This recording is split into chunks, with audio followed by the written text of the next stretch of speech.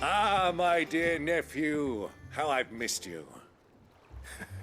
How did you find this place, Uncle? Through the good offices of young Sir Wade. He really is the most helpful fellow. As are you, I hear. The Guardians and those they freed tell the most outlandish tales of your heroics in Rosalith. Which is why I came, to learn the full truth of the matter. Sort the fact from the fiction, so to speak.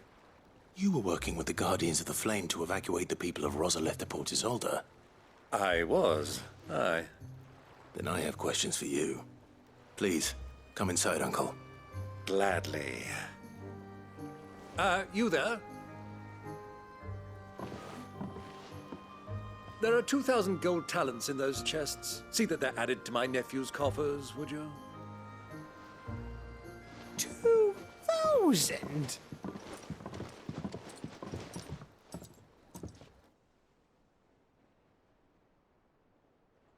And I'm afraid that is all I know. A fleet sailing south past Port Isolde. Most intriguing. Forgive me for not being able to tell you more. I hadn't the faintest idea Kupka withdrew wounded from Rosalith. Still less that my own nephew dealt the decisive blow. What do you think, Vivian?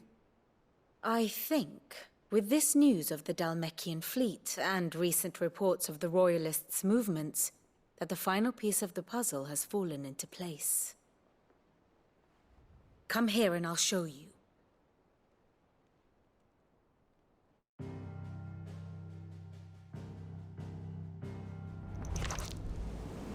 It is known that Kupka's forces entered Rosaria via its unguarded coast. So can the same be said of your visitors from Waloed? Certainly, her Royal Navy is famed for the efficiency with which it bears her knights from one battlefield to the next. And in the Einherjar, or Black Galleon, she boasts a vessel nigh as swift and every bit as feared as the kingdom's legendary cavalry. A fitting flagship for a land apart, her naval presence being crucial to her ambitions beyond Ash. Yes. It seems safe to assume that the Royalists did indeed enter Rosaria from the sea. So then, had you a vested interest in Titan's survival, whither would you take him? Why, home to Drake's Fang, a place rich enough in ether to conjure the magics needed to mend his hurts. But would that not entail an arduous voyage around the southern cape? Let us say that the Royalists did put ashore with a mind to spirit Kupka away from under your very nose. Could that truly have been their plan for him?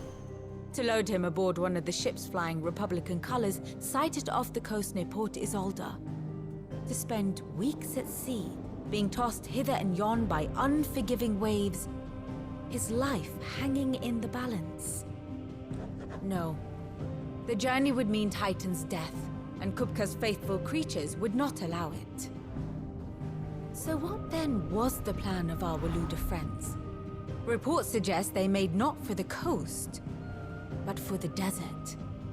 And by cutting through the Velcroy, a party traveling light would have Titan back in his bed days before a galley could lurch into port.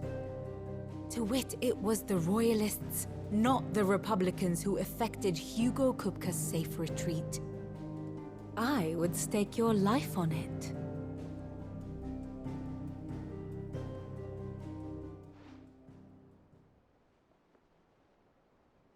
So it was the Waloeders who spirited the wretch away. Now I think about it, there was something a little strange about the ships I saw. The men seemed almost crestfallen, as if in mourning, as if they believed, or were made to believe, that their master was dead. You have a keen mind, Lord Rosfield. And you have your answer. To find Kupka, you have merely to follow the Royalist trail across the Velcroy. It may well have gone cold by now, but as they say in the Republic, all roads lead to Drake's Fang. Allow me to accompany you part of the way. As luck would have it, I had intended to journey Canberward on business after visiting you here. The Fang would be but a short detour. I'd be glad of the company. Give me a moment to make ready. I need to tell my friends what we've learned. And where we're going. Very well, but be quick about it, my boy. Time waits for no man.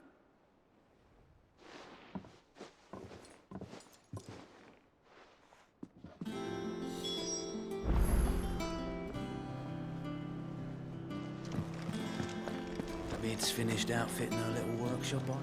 Otto. Kupka's at Drake's Fang. I'll be leaving before sunset. You're not going in there alone, are you? Don't worry. I'm not going there to destroy the Mother Crystal.